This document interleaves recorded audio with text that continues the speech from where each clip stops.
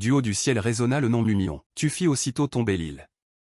À ce moment-là je pensais que c'était un grondement venu du ciel. Le patriarche du clan Chon, Chon-Wigang, conduisit un enfant et dit, « Protège cet enfant, c'est la raison de ta vie. » Tu t'agenouilla sur le sol et releva les yeux vers lui. Mumion reconnut que la raison de ma vie n'était autre que le grand jeune maître Chon-Murian. Il avait l'air extrêmement maigre. À l'époque je n'en avais aucune idée. Mumion n'imaginait pas que Chon-Murian tremblait de peur caché derrière Chon-Wigang. Cet enfant était en fait un salaud qui mènerait le clan Chon à la ruine. Tu baissas la tête pour accepter l'ordre. Je reçois l'ordre, monsieur le maître. Le temps passa vite, 15 ans plus tard, lors d'une nuit de pluie battante, le maître mourut subitement. Les habitudes de débauche et de vandalisme de Chon-Murian empirèrent de plus en plus. Une famille jadis parmi les 10 grandes maisons du pays, en un clin d'œil, fut détruite. Les gens commencèrent à quitter le clan Chon. Mais Mumion resta aux côtés de Chon-Murian, se consacrant en tant que guerrier et garde du corps. Mais même si tu t'efforçais de protéger et d'accomplir ton devoir, au moment où 2 silhouettes sortirent à la porte, Chon-Murian te planta un couteau dans le dos. Mumion ne s'attendait pas à ce que la douleur vienne de celui qu'il servait. Chon-Murian, le prix de la dévotion n'est donc que cette lame. Il était toujours aussi tremblant et lâche, comme le jour où tu l'as rencontré. Mumion t'effondra. Tu appuya l'épée au sol, essayant de ne pas t'effondrer complètement. À cet instant, Mumion comprit que les objets pouvaient être réparés, pas les gens. Quelques personnes en cape rouge mystérieuse commencèrent à t'entourer. Chon-Murian, les mains vides, les regardait avec peur. Ils s'approchèrent, l'un d'eux dégaina son épée. Alors que toi tu souffrais terriblement, le sang imprégnait profondément ta poitrine. Mumion grava ce nom au plus profond de son âme. Chon-Murian, tu trouvais son acte ridicule. Tu penses qu'en offrant ma vie ils te laisseront partir? Tu penses qu'en t'alliant au culte démoniaque le clan Chon que tu as détruit renaîtra? Tu crois que c'est ainsi qu'on survit? La pluie nocturne tombait sans pouvoir effacer les péchés de cet homme. Mumion comprit mieux que quiconque.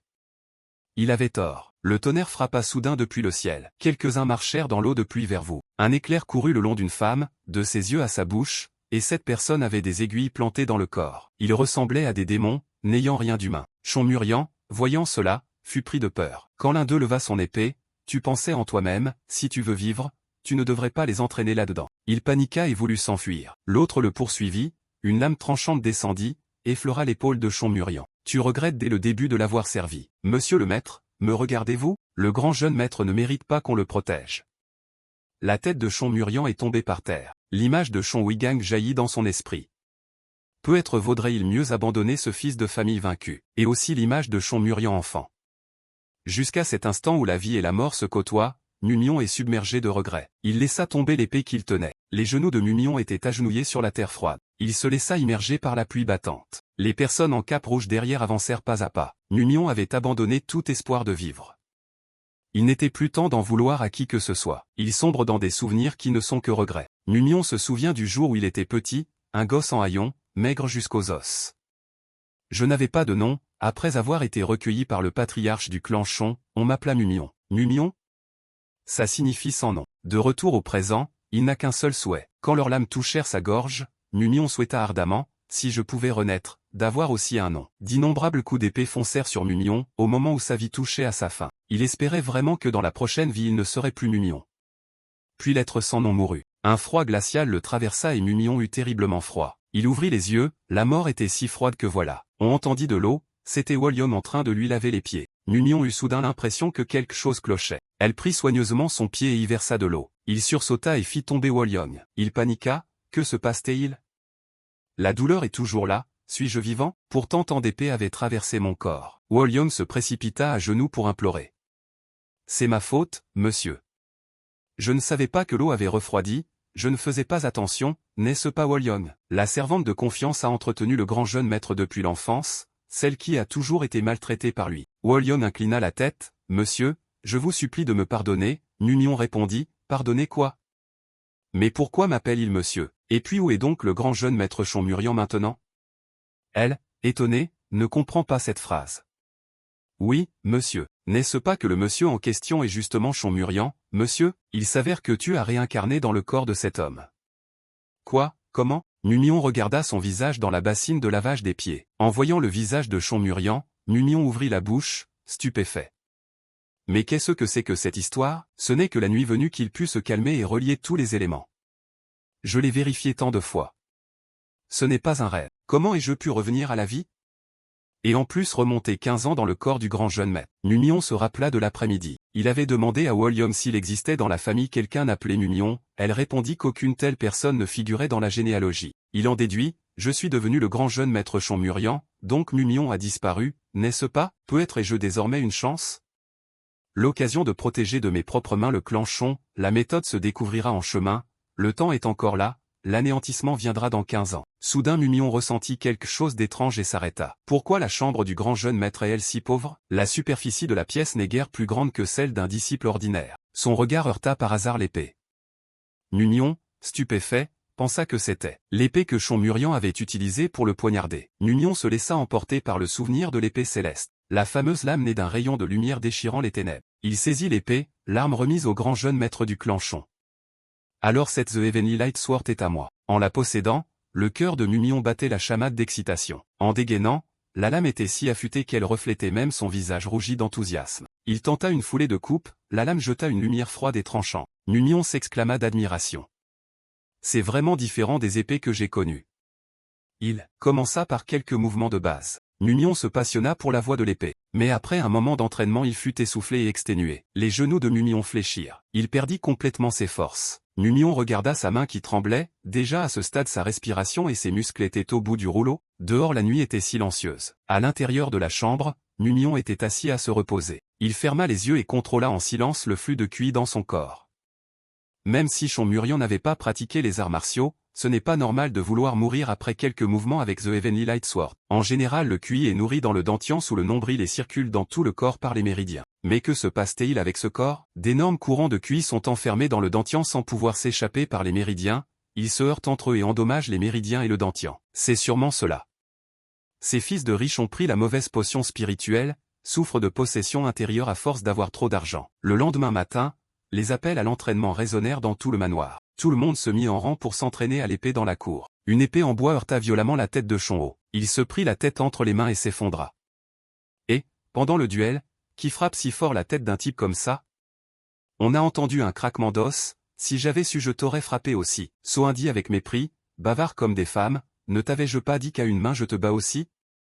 Père et crache l'argent, si t'es pas content on rejoue et on augmente la mise. Chonho voulut se rétracter mais se tut, cette manche ne compte pas. En voyant quelqu'un arriver, tous deux se tournèrent pour regarder. Ce n'était autre que Mumion qui s'entraînait. Soin avait l'air aussi surpris que si le soleil se levait à l'ouest. Serait-ce le grand jeune maître? La première fois, n'est-ce pas? Le jeune maître vient s'entraîner au champ d'armes. Chonho confirma, qu'est-ce qu'il a ce salaud? Pour si peu de mouvements de base il était déjà fatigué, pitoyable, le corps épuisé rien qu'à manier une épée en bois. Avec un tel corps il ne tiendra pas à l'art de l'épée. Voyant Mumion poser son arme, Soin et Chonho commentaire. Abandonne déjà? Comme prévu. Dégage, ici il n'y a personne qui t'aime. Contrairement à leurs attentes, il se mit à trottiner, d'abord courir un peu, brûler la graisse, voilà l'urgence. Cette action laissa les trois garçons bouche bée. Mumion posa des pas lourds. Il avait déjà fait la moitié du tour du terrain d'entraînement. Chonho ne comprit que maintenant, on dirait qu'il ne compte pas partir, hein? Soin ricana froidement, tu ne comptes pas partir? Alors il faut le faire partir de force. Mumion peinait à soulever ses lourdes jambes pour courir. Sa respiration se fit difficile, la sueur lui ruisselait sur le visage. Mumion constata que l'état était bien pire que ce qu'il pensait. Le corps de Chonmurian était actuellement un chaos causé par les élixirs qu'il avait pris depuis l'enfance, tant de formules se sont contradites, au lieu de le renforcer elles sont devenues un poison mortel. Chonmurian est stupide, s'il s'était entraîné assidûment, il aurait eu un corps enviable. D'abord il faut rendre ce corps apte à assimiler les élixirs. Les techniques du clan Chon attendront. À cet instant une pointe d'épée fonça vers lui. Il se pencha instinctivement pour l'éviter. La lame s'enfonça profondément dans le mur. Des débris de plâtre s'écroulèrent. Chonmurian était étonné. C'est une vraie épée. Soin derrière prit la parole, nous présentons nos excuses au grand jeune maître. Pendant le duel mon épée m'a échappé par accident. Derrière lui se trouvaient quelques gars de la salle d'armes. Leur air prétentieux montrait bien qu'ils étaient venus chercher l'embrouille. Mumion comprit aussi leurs intentions. Ces types prirent un ton narquois. Grand jeune maître, cet endroit est plus dangereux que vous ne le croyez, si jamais vous vous blessiez, quelle misère, nous vous conseillons de rester cloîtré dans votre chambre comme d'habitude. Tu comprends ce qu'ils insinuaient? Soin méprisé en lui-même, un porc sans valeur, s'il n'avait pas l'appui de ses parents et osait venir ici, il se ferait sûrement intimider et retournerait se cacher dans sa chambre. Mumion répondit franchement, pardonnez-moi, merci de vous être inquiété pour moi, je ferai attention. Sur ces mots, il reprit sa course, laissant les gars médusés. Les deux à côté lui tendirent la main pour exiger l'argent. Et maintenant? Ce porc de grand jeune maître campe toujours ici, tu as perdu ton pari. Payé. Ayant récupéré l'argent, ils s'en allèrent fiers d'eux. Bonne affaire, allons boire. Compris, ils laissèrent Sauin tout tremblant de colère. Ce porchon muriant, Numion les ignora et se concentra sur son objectif. Il connaissait bien ses capacités, ces combattants qui se permettaient de railler leur maître étaient détestables. Mais il se retint. Pourquoi? Parce que s'il se battait il perdrait sûrement. Avec mon expérience on voit tout de suite. Peu importe. L'enseignement suprême du clan Chon que je désirais tant dans ma vie passée doit se trouver dans la Heavenly Dragon Librairie. En tant que grand jeune maître Chon Murian, l'accès à la Heavenly Dragon Librairie devrait naturellement être autorisé. Ce n'est qu'au crépuscule qu'il arriva à la Heavenly Dragon Librairie. La voix étonnée de Mumion retentit. Quoi? Il haletait en demandant. Que avez-vous dit tout à l'heure? Chongang lâcha un juron discret. Il annonça froidement. Compris? Je le répète une fois, l'héritier du clan Chon, Chon Murian, a été déchu de sa position d'héritier. Par conséquent, l'accès à la Heavenly Dragon Librairie est interdit. Wodan se vit refuser l'entrée aux portes de la Heavenly Dragon Librairie. Le soir venu, il rentra en boitant, épuisé. Mumion s'assit lourdement sur le lit, hébété dans la chambre close. Et maintenant Mumion comprenait enfin. Il réalisait que c'était la raison pour laquelle il devait rester dans cette minuscule chambre, destitué de son statut d'héritier. J'avais prévu de chercher dans la Heavenly Dragon Librairie une méthode pour assimiler rapidement la puissance des élixirs. Il faudra visiblement trouver une autre solution. En y réfléchissant, l'enfance de Chon Murian n'avait pas été facile non plus. Son corps avait été ravagé par les effets secondaires des élixirs, et il était entouré d'ennemis. En plus, ses subordonnés se moquaient de lui. Chon Murian, aussi solitaire que moi, avait dû penser que personne ne se tenait de son côté. Est-ce pour cela qu'il a agi ainsi? Pensait-il même que moi, son garde, était son ennemi? Non. Il n'y a pas besoin de chercher des excuses. Chon Murian avait entraîné la secte démoniaque et le patriarche du clan Chon avait été exterminé. Voilà la vérité. La raison pour laquelle il n'avait pas d'alliés était la conséquence de ses propres actes. Moi aussi je suis seul, mais c'est parce que je me suis plongé dans l'entraînement martial. Tout en réfléchissant, Mumion remarqua la boîte sur la table. Il l'ouvrit, c'était cuisiné par Wolyong. Que des champignons et encore des champignons.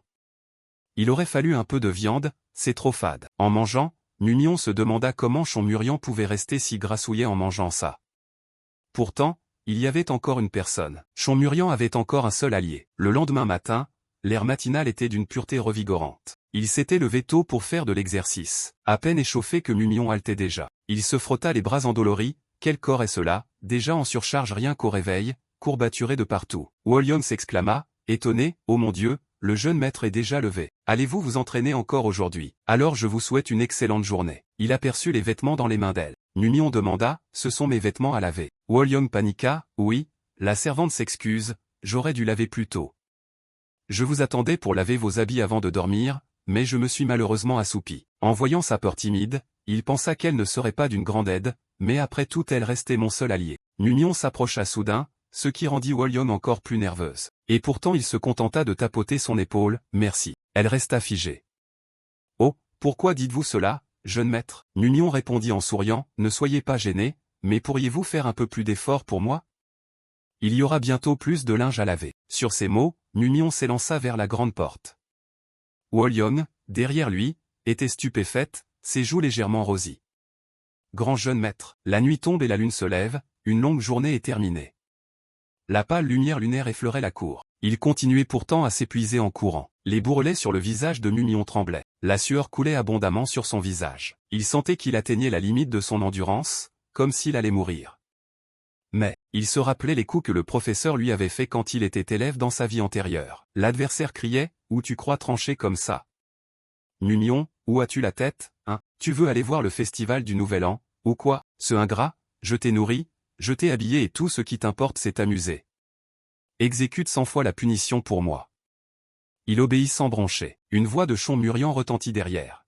« Vraiment, pourquoi es-tu si lent, père ?» Il tirait la manche de Chon Wigang en geignant, « Si on ne part pas tout de suite on va rater la procession des lanternes, puis il y a le spectacle et les feux d'artifice, tant de choses à faire, dépêche-toi, dépêche-toi. » Il pensa intérieurement, « Ai-je déjà pris une décision pour moi-même, une seule fois? Je n'ai jamais eu le choix, je ne tiens l'épée que pour rendre la gratitude au maître, qui a recueilli un orphelin inconnu. » Et pourtant, en cet instant, Numion esquissa un léger sourire, la vie lui donnait une chance de recommencer. Quelle joie! Sous la nuit éclairée, il reprit son entraînement. Wolyong se cachait derrière et observait Numion en silence. Elle trouvait que le grand jeune maître était vraiment étrange. Le bruit de son lourd tombé au sol devant la surpris. Elle vint le porter sur son dos. Il faut admettre que Wolyong est plus forte que je ne le pensais. Jour après jour Numion s'entraînait assidûment à la course, même sous une pluie battante. Cela fit jaser les disciples qui regardaient sous la pluie. Tiens, il est encore dehors aujourd'hui, tenace comme une sangsue. En plus il pleut. Peu importe, donnez l'argent, dépêchez-vous. Il continuait à perdre face à sa persévérance. Tu as encore perdu. Nung-so un pari toujours qu'il ne sortira pas. Il lança un peu de colère vers lui. Pourquoi fait-il tant de cinéma? Ça agace, il fait semblant de s'entraîner, pathétique à mourir. Le voisin le rappela à l'ordre, ce fou, tais-toi, il entend tout maintenant. Nung-so n'a pas peur. Et alors s'il entend? Tu ne sais pas qu'il a perdu son titre d'héritier et a été chassé de la résidence principale? Et même si ce bon à rien redevenait maître, il n'aurait pas de vrai pouvoir. Quelqu'un demanda curieux, que veux-tu dire, Nung-so répondit, c'est évident, il y a le doyen du manoir. Et surtout tu penses que le commandant Chonseonhak obéirait au grand jeune maître? Même s'il l'entendait, il s'en moquerait, c'est logique. Nung-so conclut, au final nos disciples n'ont que deux choix, rejoindre l'équipe du commandant Chonseonhak ou suivre le doyen du manoir. Honnêtement, même si le grand jeune maître devenait chef, que pourrait-il nous faire? Chon cria, ça suffit, tu dis ça parce que tu as perdu ton pari, non? Le groupe se dispersa, une fois les paris terminés ils s'en allèrent. Quelle chance, grand jeune maître Nufuok, aujourd'hui j'ai encore gagné de l'argent, il fait froid. Nung-so jeta un coup d'œil envié à Mumion, quel casse-pied. Il resta là à regarder Mumion tourner en rond. Nung-so n'hésita pas à dire franchement, ce porc mijote quelque chose. Il pense qu'en faisant semblant d'avoir retrouvé la raison on lui rendra son titre d'héritier? Quelle stupidité. Il fit comme s'il ne l'entendait pas et courut à travers lui.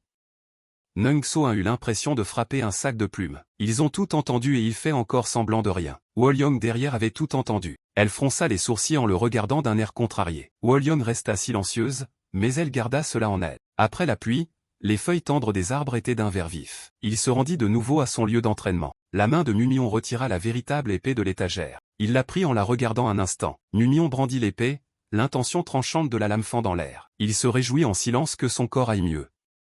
Bien, il a enfin assez de force pour tenir l'épée. Si on combine avec la technique d'épée, la vitesse d'absorption de l'élixir sera encore plus rapide. Pendant son entraînement, une voix s'éleva à côté, « Retire ce que tu as dit, quoi vite quoi ?» Même un simple serviteur ose. Une bande de disciples entourait Wolyong, et elle se dressa pour le protéger. On ne doit pas insulter le grand jeune maître. Numion ne s'attendait pas à ce que Wolyong aille si loin pour lui. Nung-so saisit le col de sa robe, son visage se teinta de colère. Il gronda entre ses dents, « Quoi ? Répète voir ?» Elle répéta distinctement les paroles insultantes envers le grand jeune maître, « Je t'ai dit de ne pas parler ainsi. » Les gens autour murmuraient. « Que est-ce qui se passe ? Quoi donc ? Ce Nung-so insulte encore le grand jeune maître, laisse-le, on s'en va. On voit bien qu'il est occupé, il jure. Salaud, cette petite servante insignifiante, comment oses-tu? Wolyong ne montra aucune peur. Cette attitude mit Nung-so encore plus en colère au point qu'il dégaina son épée. La lame fut pointée vers elle, voyons si cette arrogance te corrigera. Mais une force puissante frappa la lame juste au moment où elle allait blesser Wolyong. Pris au dépourvu, Nung-so dut retenir son geste. Il demanda froidement, qui va là? Numion se plaça devant elle, que se passe-t-il? Nung-so ne s'attendait pas à voir venir celui-ci. Le grand jeune maître, Numion, face à lui, prit une attitude solennelle et pointa son épée vers lui. Nung-so recula, hébété, impossible, tu ordonnas à l'adversaire de rengainer son arme. Il resta figé, comme s'il avait mal entendu. Tu répètes, si tu as quelque chose à dire à Wolyong, dis-le à moi. Dis-le tout de suite ici même. Il demanda, tu veux me défier, misérable? Tu éclatas de rire, un duel? Et si c'était un combat à mort, alors, si tu gagnes, je ne reviendrai pas sur cette affaire. Je ne remettrai plus les pieds à l'arène d'entraînement, ça te suffit? Wolyong, inquiète, voulut intervenir. Grand jeune maître, pensa-t-elle, non, vous ne pouvez pas, vous n'avez pas tenu une épée depuis un mois. Numion enfonça l'étui de l'épée dans le sol. Elle resta bouche bée devant la série d'actions, l'étui était planté profondément dans le sol. Numion pensa en silence, on peut m'insulter, je peux le supporter, mais on n'insulte pas les miens impunément. Wolyong balbutia, grand jeune maître, tu te souviens de ton attitude dans la vie passée, c'était ta conviction, maintenant, anonyme, ordonne-lui de tirer son épée, Nung So-in. Nung So-in dégaina aussi. Tu as promis, rappelle-toi. Tu répondis, très bien, pas besoin de le répéter. Nung So-in, confiant, ne croyait pas que le grand jeune maître irait si loin. Tant pis alors. Il a dit que si je gagne il n'y aurait pas de poursuite, alors il suffit de gagner. En termes de force, vitesse et technique d'épée, je suis supérieur. Ce salaud n'a aucune chance de gagner. Pathétique. En réfléchissant, il vit une brume d'énergie apparaître autour de toi. La lame dans la main de Mumion étincela d'une acuité nouvelle. Nung So-in se figea, que est-ce que c'est? D'où vient cette soudaine énergie interne? Tu demandas d'une voix rauque, quoi? Tu as peur? Il gronda entre ses dents, la voix de Mumion résonna, si tu ne viens pas, je foncerai aussitôt devant, alors je viendrai. Nung So-in ne put prévoir la technique de Mumion. Il recula instinctivement. Il pensa, il m'a touché, mais c'était si lent qu'on voyait clairement la trajectoire de l'épée et quel niveau, et il ose faire un duel à mort avec moi, mais l'intention de l'âme de ton côté n'était en rien lente. L'épée dans sa main s'envola dans les airs, puis retomba au sol. L'épée de Mumion était près de la gorge de Nung So-in, il sentit le froid se dégager de la lame. Quoi, le but n'était donc pas moi depuis le début, mais mon épée? À peine avais-je levé la lame pour parer qu'il utilisa la réaction pour repousser mon arme. De plus, le patriarche du clan Shon connaissait-il cette technique d'épée? Quand ce salaud est-il devenu si fort? Tu dénonces ça, c'est censé être un duel à mort, et tu tournes le dos à ton adversaire en le méprisant à ce point. Le patriarche du clan Shon t'a-t-il élevé ainsi? En voyant Nung So-in s'agenouiller, Mumion railla, pitoyable. Tu n'as pas le droit de tenir cette épée. La main de Mumion saignait déjà. Tu le mis en garde, réfléchis bien pourquoi tu tiens une épée, quand tu auras trouvé la réponse, viens me voir, je te défierai et mettrai cette épée en jeu. Cette phrase le secoua. Tenir une épée pour quoi faire? Mumion l'appela à revenir. Wolyong. Elle le suivit d'un pas rapide. Grand jeune maître, Nung So-in restait derrière, hébété comme si son âme s'en était allée. Sa main levée retomba mollement le long de son corps. Le groupe de disciples se dispersa en remuant. De retour dans la chambre, Wolyong hésita à la porte de ta chambre. Ce ne fut qu'après un moment qu'elle prit le courage d'entrer. Wolyong présenta ses excuses. Pardon, grand jeune maître, une servante n'aurait pas dû intervenir. Elle s'inclina la tête, mais en voyant quelqu'un insulter vos efforts, je n'ai pas pu m'en empêcher. C'est à cause de votre servante que vous avez été blessé, j'aurais dû rester plus calme. Je demande pardon. Mumion pensa en lui-même que la blessure venait de l'entraînement de ce corps, pas d'une faute de Wolyong. Il n'y a pas de meilleure explication, je ne te blâme pas, tu n'as pas à t'excuser. Tu t'es levé pour moi, n'est-ce pas? Wolyong resta silencieuse lorsque tu disas la vérité. Mumion déclara, on peut m'insulter, je peux le supporter, mais on n'insulte pas impunément mes gens. Pour protéger les miens, quel que soit l'adversaire, je ne céderai pas. Cette affirmation la laissa Wolyong stupéfaite. Elle se rappela en secret le vœu de Shon Murian. Un vœu? Nouvel an, peut-être, je veux devenir fort. Je deviendrai un maître fort comme cet éléphant et je protégerai tout le monde. À partir de demain, j'irai à l'arène d'entraînement et je commencerai à m'entraîner sérieusement à l'épée. Wolyong, tu deviendras encore plus grande, mais tu resteras sous ma protection. Wolyong sentit que le grand jeune maître d'autrefois était revenu, elle sentit le grand jeune maître d'autrefois revenir. Elle sortit un mouchoir et essuya ses larmes. Ému, le grand jeune maître d'autrefois que j'avais connu. Soudain une voix retentit, « Attendez, pouvez-vous assumer cette responsabilité ?» Tous deux se tournèrent en même temps pour regarder. Mumion reconnut que l'adversaire était l'oncle du clan Shon, l'un des 3 piliers du patriarche du clan Shon, commandant du corps d'épée du dragon céleste et du corps d'épée du phénix céleste. Shon Seong-hak répéta, « Vous n'entendez pas? Je demande si vous êtes capable d'assumer cette responsabilité. » Tu joignis les mains en salut, « Veuillez m'instruire, oncle. Autrefois c'était ma stupidité qui m'empêchait de voir clair. Tu pensais en toi-même que la personne que tu croyais et respectais le plus se retrouve un jour face à toi dans une telle situation. » Shon Seong-hak, sévère, oncle, ridicule au lieu de bavarder, répondez vite à la question. Mumion en était trop habitué, son attitude envers le grand jeune maître n'avait pas changé, même après 15 ans, il en venait à affirmer que le grand jeune maître ne pouvait se racheter. Tu répondis, en tant que grand jeune maître, comment pourrais-je parler sans en assumer la responsabilité? Protéger les miens, voilà ma conviction. Il fut surpris. Quoi? Tes gens protègent ta conviction, ta bouche est vraiment sale. Très bien, la technique que tu as utilisée est une technique interdite du corps d'épée du dragon céleste. C'est un secret du corps d'épée du dragon céleste, les étrangers n'ont pas le droit de l'apprendre, cela prouve que tu l'as appris en secret auprès du traître qui a violé son serment. Le traître que tu veux protéger, c'est bien quelqu'un de ton camp, je pourchasserai et punirai ce traître, et quiconque le couvre sera aussi puni. Très bien, voyons ce que tu peux faire. Si tu ne peux pas protéger, je te considérerai comme la source du chaos et t'interdirai à jamais l'entrée de l'arène d'entraînement, Numion compris. Ah, vous voulez profiter de l'affaire pour me chasser de l'arène, n'est-ce pas? Tu l'ouvris, un traître, hein? Chonséoac se frottait le menton en regardant Numion. Tu te disais qu'il fallait être prudent sur tes paroles. Numion répondit, il n'y a aucun trait. Chonséoac resta bouche bée, quoi? Tu n'osais dire que la personne qui t'avait enseigné cela était ce jour-là le commandant, je veux dire dans ta vie antérieure.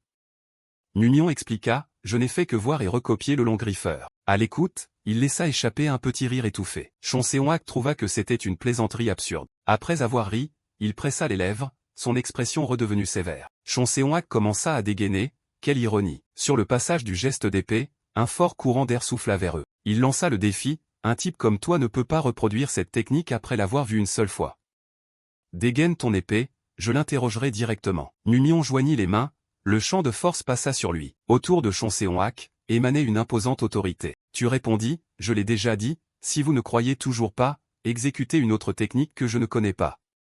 Je la recopierai pour vous montrer. En voyant Numion accepter, il demeura stupéfait. Un filet de sang perlait encore à ton doigt. Je n'irai pas plus loin à te chercher des noises, arrête de mentir pour t'en sortir. C'en est assez, je ne peux croire un mot de toi. Toi, là-bas la servante du grand jeune maître est citée nommément, elle est terrifiée. Oui, commandant. Chonséoac exigea, parle, avoue quel complot le misérable que tu sers ourdi. Sa voix était menaçante, si tu oses mentir à moitié, je te tranche la gorge sur le champ. Wollion sentit une puissante aura comprimer son corps. Ses deux mains tremblèrent et se serrèrent. Wollion rapporta, depuis un mois. Le grand jeune maître n'a fait que sourire, voilà tout. Chonséoac ouvrit de grands yeux en entendant cette réponse pour le moins hors sujet. Il sourit, surpris. Ce môme devient-il fou à force d'avoir des complexes d'infériorité? Wollion répondit honnêtement. Oui, monsieur, je l'ai toujours observé quand il faisait des gestes étranges. Et je vous rapporte que même en courant à l'arène d'entraînement, le grand jeune maître souriait constamment. Même épuisé par la course, il est resté radieux. Quelqu'un se dit avec étonnement que tu avais tout vu, Wollion. Je suis heureux parce que c'est la première fois que je m'efforce pour moi-même. Elle ajouta que, même raillé, il n'accordait pas un regard au moqueur. Avant, le grand jeune maître se serait mis en colère ou serait parti en courant, mais cette fois-ci il n'a rien fait, et pire c'est la première fois qu'il dégaina pour quelqu'un comme une servante. Le grand jeune maître a vraiment changé. Je crois en lui. Chonséoac pensa en lui-même, tu dis qu'il a vraiment changé. Son regard se posa sur Numion, Chonséoac demanda, quelle discipline connais-tu? Tu répondis, seulement le Evlison Divinar. Il conclut, donc aucunement différent des autres disciples. Chonséoac posa le défi. 2 mois, je te donne 2 mois. Dans ces 2 mois bats-toi pour vaincre le meilleur parmi les disciples, si tu y parviens, je tenterai de croire en toi. La voix de Chonséoac, grave et imposante, tu peux le faire? Tu connaissais trop bien la personne qui aimait te lancer des défis ainsi. Numion répliqua pour raccourcir, 1 mois suffit. Chonséoac ne se hâta pas d'étouffer cette confiance. Il rengaina son épée, un clic résonna dans le silence. Chonséoac conclut d'une phrase puis s'en alla, très bien, ainsi soit-il. Tu souris derrière lui après avoir scellé l'accord. Numion prit son épée sur l'épaule. Allons Wollion, je dois courir encore un peu. Chonséoac partit dans la direction opposée. Wollion le suivit à petits pas, oui, grand jeune maître. 2 semaines plus tard, Numion vint régulièrement à l'arène d'entraînement. Aujourd'hui il continuait l'entraînement à l'épée, le visage de Numion semblait un peu plus affiné. Ces 2 dernières semaines, j'ai presque vécu à l'arène et atteint le 5e niveau du Evlison Divinar. Je me souviens que j'avais presque complètement dissipé The Yang Energy dans mon corps, mais avec le Yin Kui, qui diffère du Evlison Divinar, je n'ai pas réussi à l'éliminer. Si seulement je pouvais apprendre une méthode mentale supérieure à la Heavenly Dragon Librairie. Si seulement mon Dantian pouvait guérir tout seul comme cette blessure, hein? Une voix derrière lança, certains ont de la veine, vous avez l'occasion de battre le grand jeune maître en public, non? Un groupe au loin se moquait, allez, s'il l'entend et qu'il abandonne ou s'enfuit avant le duel, tant mieux, laissez-le fuir, il ne fait que répéter ses coupes d'épée jour et nuit. Vous savez tous comment ça finira. Tu penses en toi-même, répandre des rumeurs était peut-être l'idée du commandant, pour me faire peur et me pousser à abandonner vite, non? Soudain le regard du sans-nom se fixa sur celui au sang. Lyséogji prit la parole, ne soyez pas si sévère, peut-être que le grand jeune maître ne distingue pas encore territoire et technique d'épée, quelqu'un le suit dans l'idée. Pas bête. Tu regardes et demandes, qu'est-ce qui est aussi drôle? Tu es le chef de ses disciples, alors? Lyséogji leva la tête avec un air perplexe. Il confirma, oui, je suis bien le premier, si c'est pour le duel, ne vous inquiétez pas, je terminerai ça proprement. Numion fouillait sa mémoire, ce visage lui semblait familier. Tu demandas, quel est ton nom? Il se présenta, TH, autrement dit Lyséogji. Ce nom fit remonter un souvenir dans l'esprit de Numion, Lyséogji. Je m'en souviens maintenant. Je ne l'avais pas reconnu parce que son visage est plus affûté. Mais c'est lui qui a divulgué des informations du patriarche du clan Shon au démoniaque. Numion fronça les sourcils et fit TCH, tu dis, Lyséokji? Je m'en souviens. Il répondit, quel honneur, grand jeune maître. Sur ces mots, Numion se détourna et s'éloigna. Une idée germa dans sa tête, je comptais donner le meilleur de moi-même quoi qu'il arrive, mais j'ai changé d'avis. Lyséokji, attends-toi, espèce de traître salaud. Une quinzaine de jours plus tard arriva le jour du duel. Les gens affluèrent, l'arène était noire de monde. Les commérages bruissaient, enfin le jour est arrivé? On meurt d'envie de voir le grand jeune maître se faire humilier. Mais ces derniers temps il a l'air d'avoir un peu changé. On n'efface pas facilement la nature d'une personne, ce n'est pas si simple de vraiment changer. Un cri ordonna le calme. Dès maintenant, le duel organisé par le commandant Shon Seonhak commence officiellement. Appel aux combattants. Shon Seonhak annonça les participants, Lyséokji s'avança. Le combattant Lyséokji monta sur l'estrade. Il grimpa sur le ring. L'arbitre cria, le combattant VoLNG, montez. Après ces mots, il se tut. Parce que Shon Murian n'était pas là. Les spectateurs se demandèrent, que se passe-t-il? Pourquoi n'est-il pas encore sorti? Ne venez pas me dire qu'il n'est plus jamais venu à l'arène. Il s'est enfui, quelqu'un ne put s'empêcher d'éclater de rire. Tout le groupe riait aux éclats. On le savait. Je savais que ça se passerait comme ça. Où pourrait bien être ce grand jeune maître rebelle? Shon Seonhak parut perplexe devant la scène, tandis que Lyséokji affichait une grande assurance. Tu annonça que Shon Murian était juste là. Il ricana et regarda vers l'endroit d'où venait la voix, le commandant tourna aussi la tête, surpris. L'adolescent à la silhouette mince entra devant Wolyong. Il monta silencieusement sur le ring. Les gens en bas chuchotaient, où est passé ce cochon? Et ce type bizarre, qui est ce? Attendez, son visage me dit quelque chose, ne me dites pas que. Ils parvinrent à une conclusion. Le grand jeune maître dit, je suis Shon Murian, je viens d'arriver. Sa nouvelle apparence stupéfia tout le monde. Attendez, attends, c'est le grand jeune maître? Vraiment? Comment se fait-il qu'il soit si amaigri d'un coup? Impossible. Tu jetas un coup d'œil vers Shon Seonhak assis là. Numion joignit les mains et dit poliment, désolé d'être en retard. Monsieur l'oncle. Il changea de sujet, laisse ça pour plus tard. Tu es prêt, n'est-ce pas? Numion répondit, bien sûr, monsieur. Il brandit son épée en jetant un coup d'œil à son adversaire. Lyséokji pensa, quoi donc?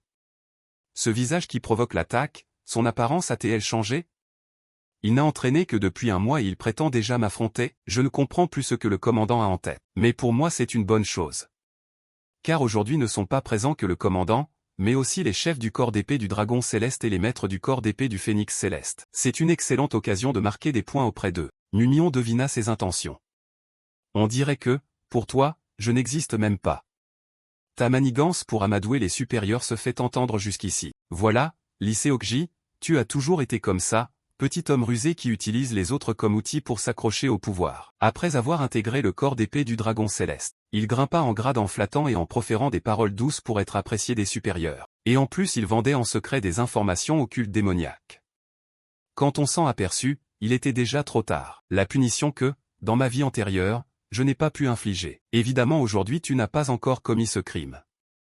Donc tu dois t'arrêter maintenant. Jusqu'à présent tout s'est sans doute déroulé selon ton plan, ce qui t'a permis d'accéder à la place de disciple numéro 1. Numion connaît trop bien ce type, pourtant. Il leva son épée en bois, je te connais très bien, ton chemin s'arrête ici. L'annonce rappela que le combat ne se termine que lorsque c'est déclaré fini.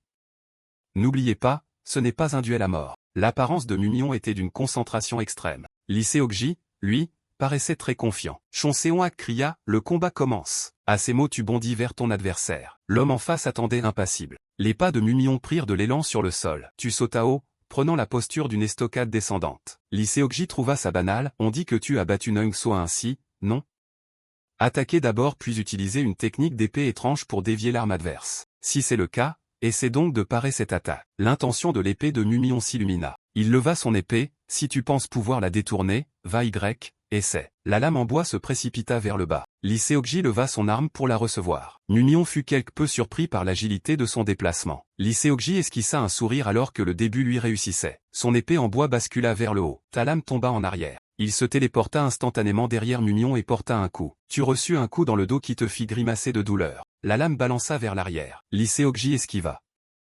J'avais en vérité prévu de ménager mes coups par égard pour le grand jeune maître. Mais quand tous les grands se réunissent ainsi, comment pourrais-je laisser passer une telle occasion? La main de celui-ci saisit le poignet de Numion, alors ne m'en veux pas.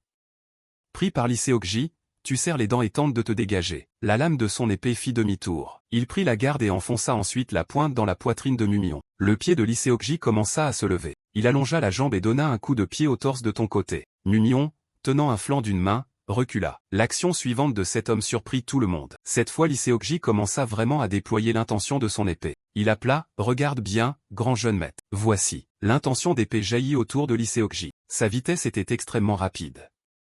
Mumyon, par réflexe, se pencha pour esquiver. Il confiait avec assurance une attaque d'épée traversant ton corps. Mumyon poussa un cri de douleur, Lee Seok-ji se moqua, voilà la différence de niveau. Derrière toi, tes deux genoux touchèrent déjà le sol. Il pensa en lui-même que même si l'adversaire était Shonmurian, devant les aînés cela ne devrait pas décevoir. La main de Lee Seok-ji se leva. Il dit, tout se déroule comme prévu, et pensa intérieurement, très bien, acclamez mon nom. Les yeux de Lee Seok-ji se fermèrent, il n'entendait pas encore l'ovation qu'il espérait. Lee Seok-ji rouvrit les yeux, que se passe-t-il? On n'entend rien, soudain son regard devint flou. Que se passe-t-il? Pourquoi le ring penche-t-il d'un côté comme ça? Lee Seok-ji, abasourdi, tomba par terre. Une ombre noire couvrit la lumière. Il leva les yeux vers Lee Seok-ji et te vit le regarder de biais, Shonmurian. Mumyon demanda, tu dors bien? Il réfléchit en se torturant le cerveau. Quoi? Que vient-il de se passer? Pourquoi suis-je allongé par terre? Lee Seok-ji tenta de bouger mais était impuissant. Son corps ne répondait pas. L'épée dans sa main s'était brisée en deux et gisait à côté. Lee Seok-ji, choqué, se dit, c'était ma lame en bois. Son visage exprima la stupéfaction. Je m'en souviens maintenant. Au moment où toi, Mumyon, entamais ta descente d'épée. Lui, en revanche, avait levé la sienne pour parer. À cet instant, l'épée de Lee Seok-ji se brisa. Elle se rompit devant ses yeux. Lee Seok-ji regretta, et même s'il comprenait maintenant, il était trop tard. La lame brillante de ton épée apparut. Un coup porté qui prit l'homme totalement au dépourvu. Une moitié de sa lame en bois tomba, et simultanément Lee Seok-ji s'effondra. Il n'en croyait pas ses yeux. Ai-je vraiment perdu contre Shonmurian? Mumyon déclara, le traître n'est pas encore révélé. Il ne comprend pas. Quel traître? Tu avertis, aujourd'hui je te laisse t'en tirer, mais dorénavant sois prudent, je te surveillerai toujours. Lee Seok-ji n'accepte pas la réalité, c'était juste parce que j'ai été un peu négligent, qui aurait cru perdre face à quelqu'un qui s'entraîne depuis seulement quelques mois. Mais maintenant que faire? On dirait que je suis vraiment fini. Les gens en bas s'agitent, déjà fini? Si vite?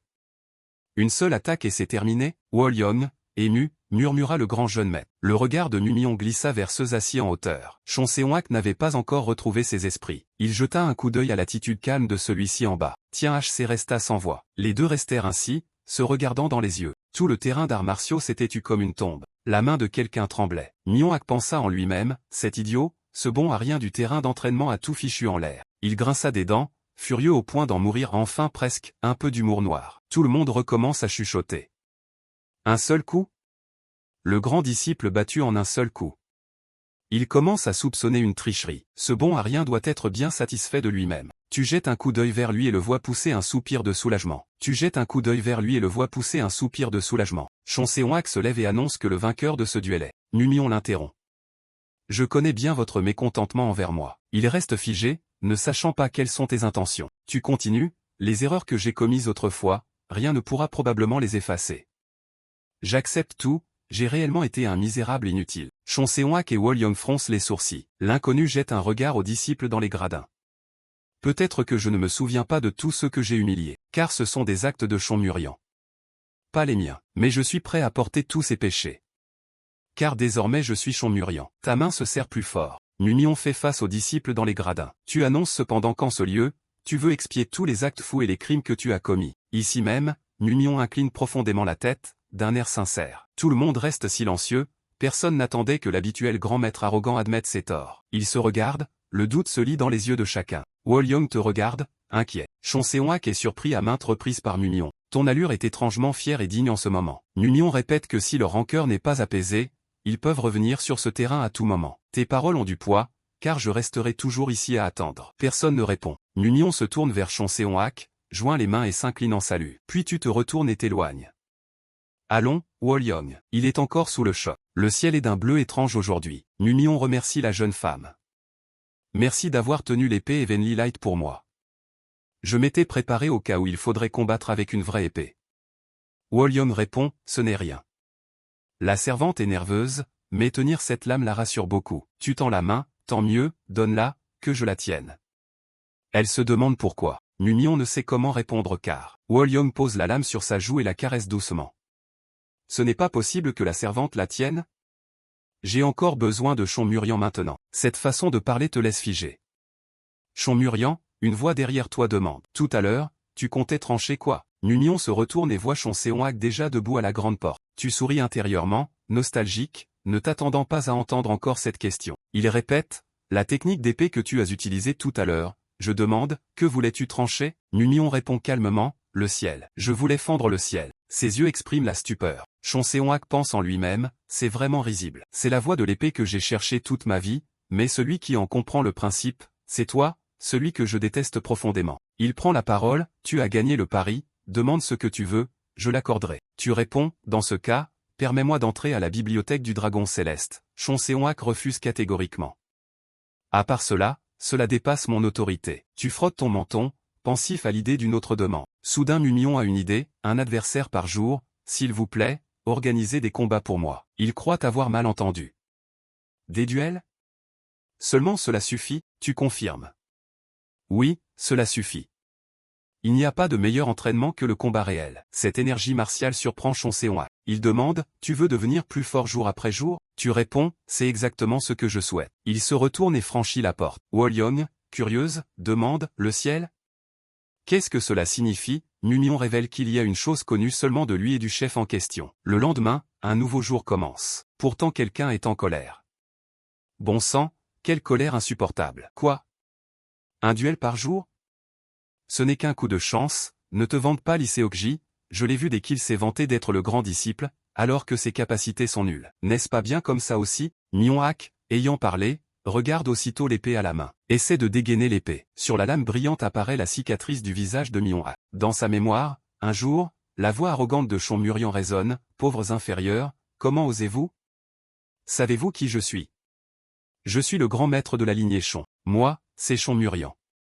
La personne écrasée par lui tombe en arrière. Pourquoi agir ainsi? Les gens autour chuchotent, difficile d'avoir la chance d'entrer dans cette taverne chic grâce à ce nouvel officier riche, et voilà qu'il tombe sur cet incapable.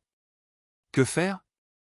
Partons, vite, ne regardez pas, vous pourriez être entraîné. Mionhak, encore jeune à l'époque, se leva, devons-nous intervenir? On risque un meurtre. Les convives conseillent, et, arrête, nouveau soldat, n'attire pas les ennuis. Chonmurian brandit l'épée, irrité, tu me prends pour un bouffon? Tu te moques du grand maître de la famille Chon? Quelqu'un crie, Monseigneur, éloignez-vous, c'est dangereux. La lame tranchante balaie. Elle effleure la joue de Mionhak. Du sang frais commence à couler sur le sol. Chonmurian demande furieux, qui es-tu? Comment oses-tu me barrer la route? Tu vois? Il est blessé, quel idiot. Il ne s'attendait pas à ce que le prix à payer pour intervenir soit une blessure au visage. Chonmurian, froid. Attends, il feint d'être blessé pour faire la victime? Ce stratagème ne marchera pas, fiche le camp. Ceux au pied du tyran tremblent, non, monseigneur, il y a du sang. C'est pourquoi Mionhak nourrit une rancune contre toi, espèce de déchet. Je feindrai un geste maladroit et te laisserai une cicatrice sur le visage pour qu'elle soit identique. Tu seras mon premier adversaire de duel. Numion s'entraîne toujours assidûment à l'épée. Son corps est devenu bien plus souple. L'adversaire de Numion se tient en dessous, observant. Il tremble de colère. Espèce de salaud, c'est toi qui as lancé le défi, et maintenant que tu es là tu n'en as rien à faire de moi. Prépare-toi mentalement, je te tuerai avec une vraie épée. Wolyong, prévoyante, sert du thé à Mionhak. Monsieur, prenez du thé en attendant, s'il vous plaît. Furieux, il jette un regard vif en coin. Elle apporte le thé et des pâtisseries, cela prendra sans doute encore un peu de temps. Une fois qu'il commence son entraînement, il ne prête généralement pas attention à ce qui l'entoure. Il y a aussi un en-cas, voulez-vous en prendre? Mionhak reconnaît qu'il s'agit d'une servante proche, celle qui s'est battue avec Neung Soin. Il demande, attendez, avant le duel? Wolyong se tient à côté, douce et immobile. La colère de Mionhak s'apaise. Il fixe attentivement son visage gracieux, puis prend la tasse de thé brûlant et lui demande, il s'entraîne ainsi tous les jours? Wolyong, oui, monsieur, pas un seul jour manqué. S'entraîner assidûment, c'est bien différent qu'avant, mais la servante s'inquiète que monsieur ne se pousse trop fort. Mionhak s'interroge, ce grand maître t'a tant maltraité, non? Pourquoi t'inquiètes-tu tant pour lui? Elle ne nie pas, oui, le grand maître m'a fait beaucoup de tort, mais il a changé. Le grand maître d'aujourd'hui essaie de réparer ses erreurs passées. La servante croit en cette détermination du grand maître. Mionhak commence à réfléchir à voix haute. Réparer ses erreurs? Il est vrai qu'il semble avoir changé ces derniers temps. Son entraînement semble aussi très sérieux, même s'il ne fait qu'un saut puis une seule taille répétée, il y a quelque chose d'anormal que lui découvre. En voyant Mignon sauter en posant le pied, Mignon-Hack remarque aussitôt, attends, cet emplacement du pied, et la hauteur du saut. Même la posture de la main tenant l'épée est toujours identique. Comment est-ce possible? Un tel art de l'épée sur ce fichu grand maître, et la trajectoire de la lame va précisément là. Mignon-Hack fait de même. Ne me dites pas que, il est en train de se battre contre moi, au moment où tu abats ton épée, il voit aussi que cette attaque le terrasserait. Mignon-Hack est secoué de manière absurde. Je n'ai même pas encore monté sur le ring. Il avait déjà dirigé la pointe de son épée vers moi depuis avant, Mignon a arrêté l'entraînement. Zut alors, désolé de t'avoir fait attendre si longtemps. Enchanté de faire votre connaissance. Mignon-Hack, il est surpris. Vous connaissez mon nom, sa voix affirme avec assurance. Bien sûr, un jour tu deviendras un pilier expert de notre clan. Et j'essaie de retenir le nom de tout le monde. Mignon-Hack, stupéfait, tous les disciples du clan vraiment, ton regard se porte sur la cicatrice de son visage. Tu sais que cette cicatrice n'est pas ordinaire, c'est moi qui l'ai faite, n'est-ce pas? Mignon-Hack fronce les sourcils et confirme.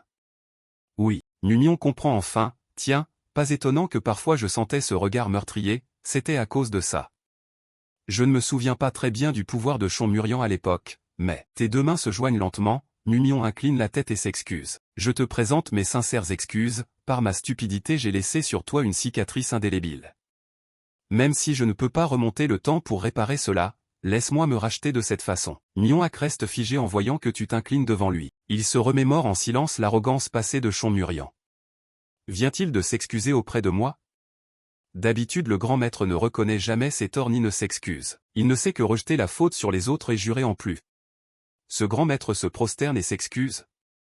Serait-ce vraiment la même personne? Les paroles de la servante ne sont donc pas inventées. Il repose la tasse de thé sur le plateau. J'abandonne. Tu es surpris. Abandonné? Le duel n'a même pas commencé.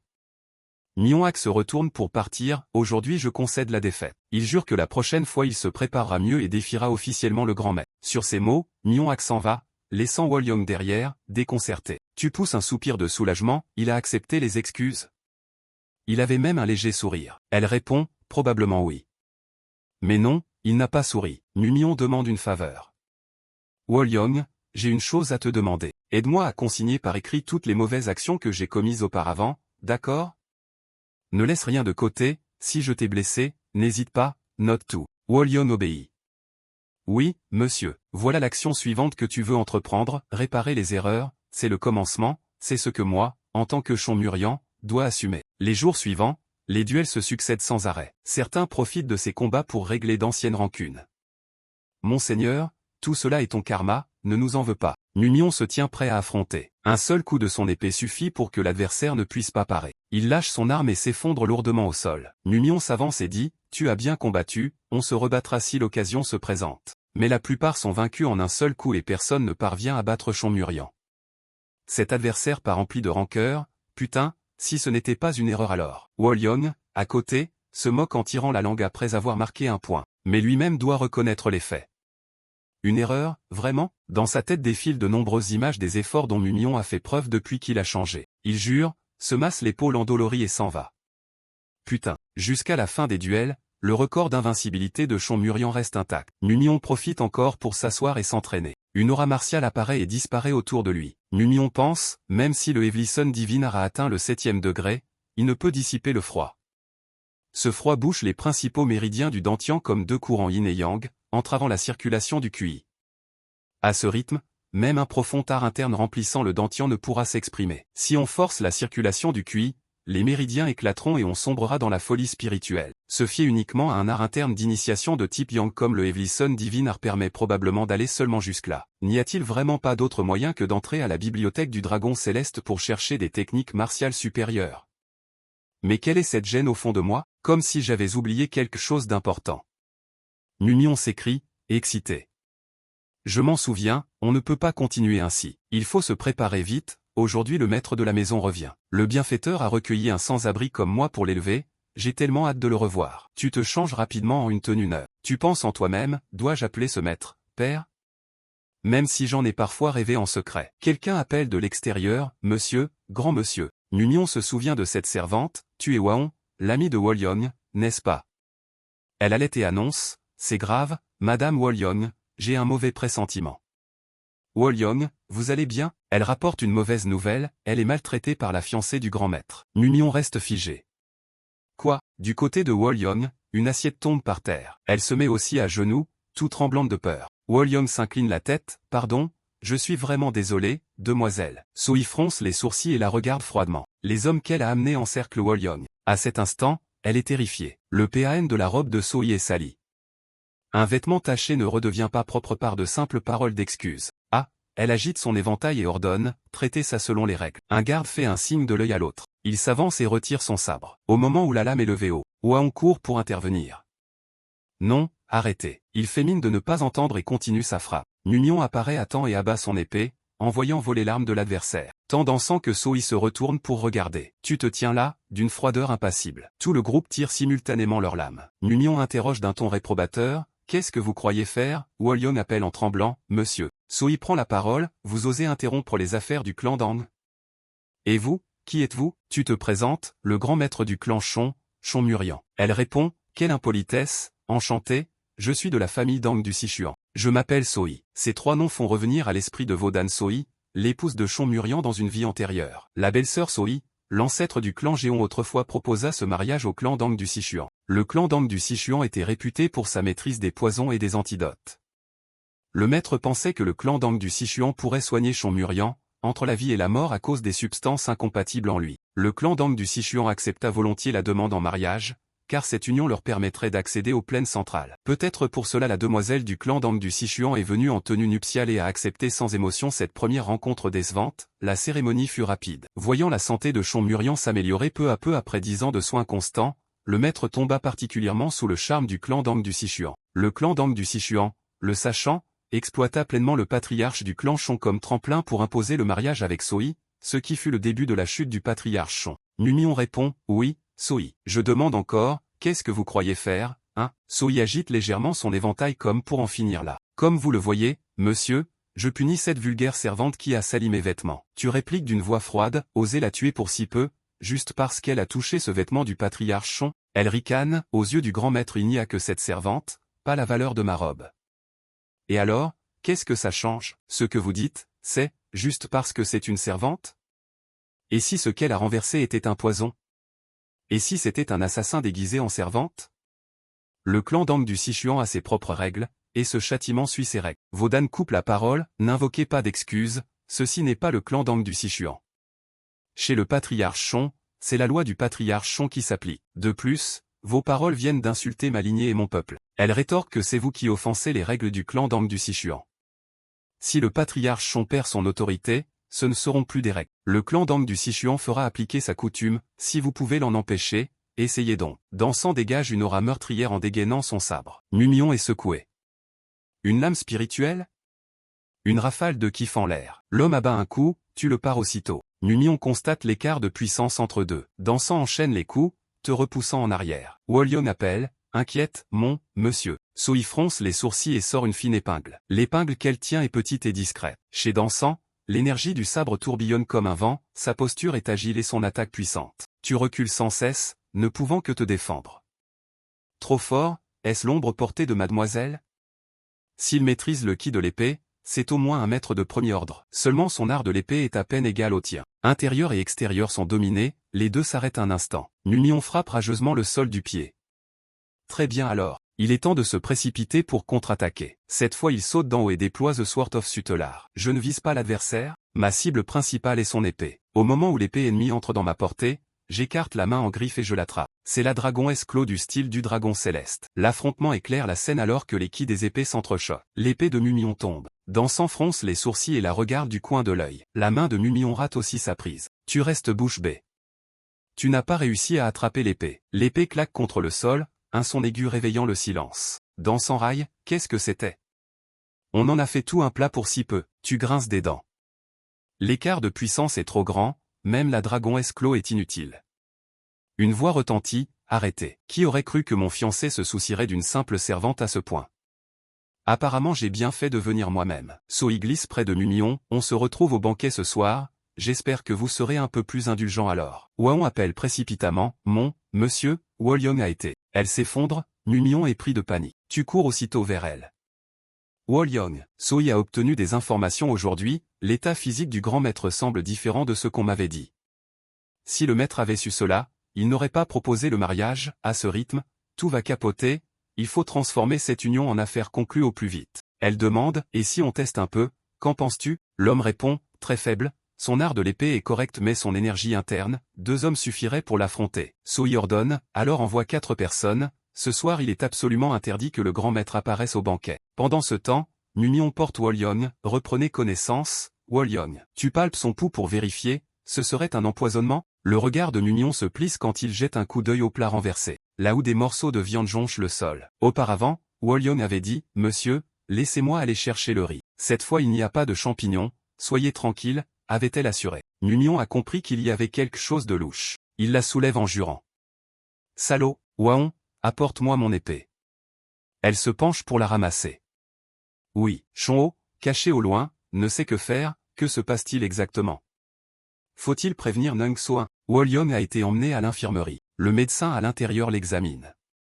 L'aiguille est retirée, j'ai provisoirement traité selon les symptômes d'empoisonnement. On peut contenir la progression pour éviter l'aggravation, mais si c'est vraiment le poison du clan Dang du Sichuan comme l'a dit le grand maître, alors j'ai bien peur qu'on ne puisse guérir sans l'antidote du clan Dang du Sichuan. Ton visage se renferme. Numion ordonne, Hwaon, je vous confie Wolyong, prends soin d'elle. Elle demande, intriguée, où comptez-vous aller? Tu réponds, ce soir il y a le banquet du maître, non? Comment un fils pourrait-il être absent? Le plan de Numion est d'incarner aujourd'hui un faux pour les divertir. Chon Seong-hak de l'autre côté est pensif. Il a curieusement impliqué le clan Dang du Sichuan, on ne sait pas ce que notre aîné manigance. Un faux pas et ils se transformeront en tigres voraces, prêts à dévorer tout le clan Chon. Un souffle d'énergie se propage derrière lui. Sa nuque se raidit, car Chon Seong-hak perçoit un chi vraiment terrifiant. Il regarde au loin, qui est-ce? Dehors, dans la forêt, les oiseaux s'envolent en panique. C'est Numion qui s'entraîne à l'épée, un peu en colère. Chaque coup frappe le tronc, Chon Seong-hak arrive et observe discrètement à côté. Il se tient les bras croisés, sans déranger le jeune homme. Chon Seong-hak réalise qu'il ne s'agit pas de l'intention de l'épée du tranchant céleste qui déchirerait le ciel, mais que cette intention contient une rage et une haine extrême.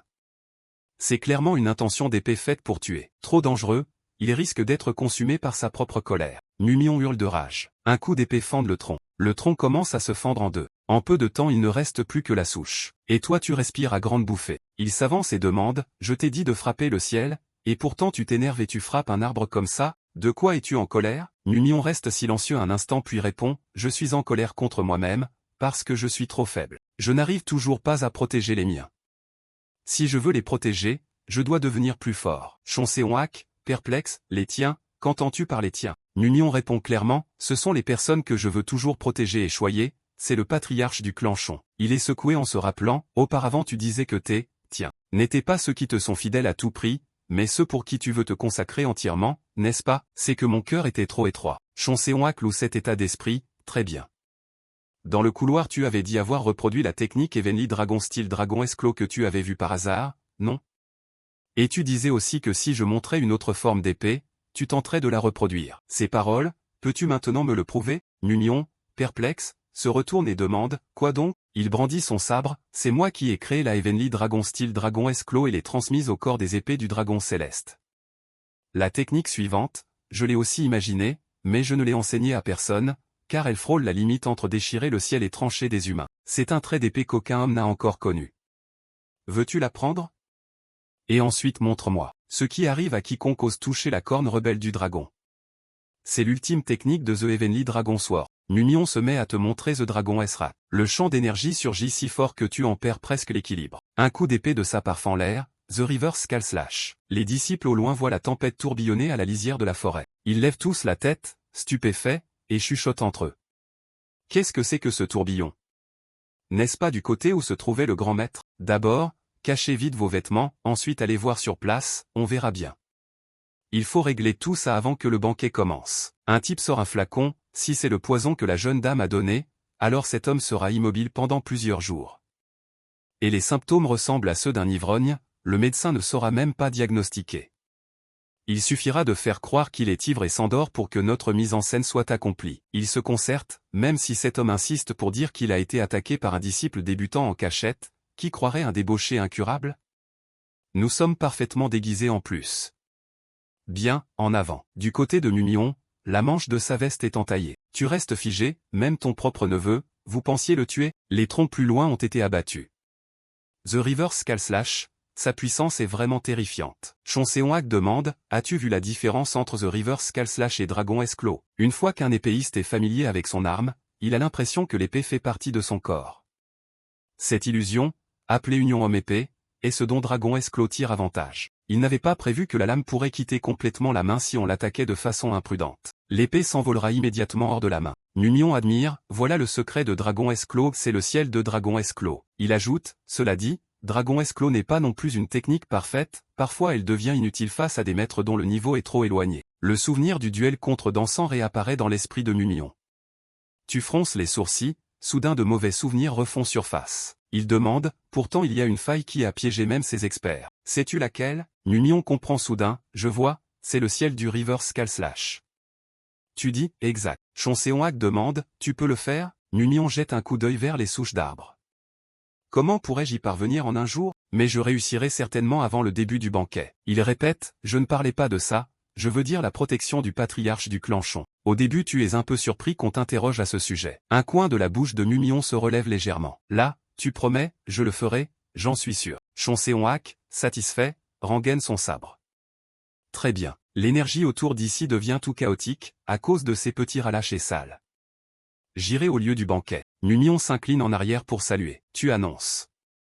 Alors maintenant, laisse-moi admirer la figure de ces relâches sales. Le regard de Mumion se pose sur le groupe se faisant passer pour des disciples, cachés derrière les buissons. Il chuchote, merde, on a été repérés? Ne paniquez pas, dans la famille tiens il est courant de croiser des disciples de notre maison, il suffit de le faire baisser sa garde puis d'administrer le poison paralysant, et la mission est accomplie. Alors tout le groupe se rue ensemble. Un type prend la parole, pardonnez-nous, noble maître, nous sommes disciples du patriarche du clan Chon, nous cherchions un lieu d'entraînement et avons par hasard trouvé 2 personnes ici, sans autre intention. Si nous vous avons dérangé, veuillez nous excuser. Tu te moques sarcastiquement, vraiment, avec cet air? Vous osez faire semblant d'être des disciples? Il chuchote, hein? Il nous insulte soudainement? Pas étonnant qu'on le traite de faux. Tu rappelles, je connais les visages et les noms de tous les disciples, mais je ne vous connais pas parfait, j'ai besoin d'adversaires pour m'entraîner, et qui vous êtes, on en discutera plus tard. Le chef transmet par voie mentale, rien ne change, il n'y a aucune preuve de notre identité. On abat le grand maître d'abord puis on le force à boire le poison paralysant, et c'est réglé. Le patriarche du clan Chon est une famille martiale influente, avec de nombreuses arènes d'entraînement, on ne sait depuis quand l'arène la plus isolée est devenue peu fréquentée. Les disciples tombés sous la main de Chon Murian se rassemblent comme ensorcelés. Parmi eux se trouve aussi Nung Soin, il s'entraîne assidûment. Grand maître, bientôt je récupérerai mon épée, et aussi Mionhak. Grand maître, la prochaine fois je gagnerai sûrement. Chon revient, inquiet, pour rapporter la nouvelle. Vous avez un gros problème. Nung Soin, se sentant ignoré, il est un peu gêné, tu t'entraînes à fond? Regardez-moi un peu, bon sang. Ainsi Chon mentionna tout à l'heure le grand maître. Il suffit de prononcer ton nom pour que tous te regardent d'un seul coup. Grand maître, que se passe-t-il? Chon avertit, ces idiots, c'est l'affaire du grand maître, quelle mine déplaisante. Dépêchez-vous de vous habiller, nous avons du travail.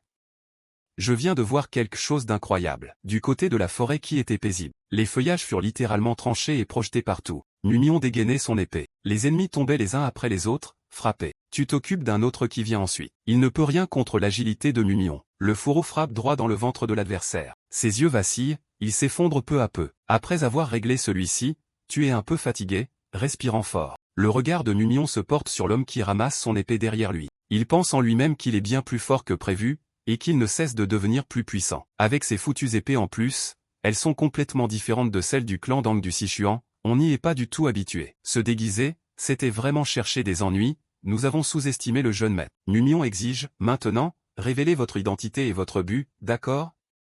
Même si j'ai déjà une petite idée. Il lève son épée, et alors si tu as deviné? Sans preuve, tu ne pourras jamais dévoiler notre identité. Tu réponds, quelle preuve encore? Qui, si ce n'est le clan Dang du Sichuan, pourrait faire un coup pareil en ce moment? Cette réplique le laisse sans voix. Mumion poursuit, pas seulement moi, tout le monde pensera comme ça.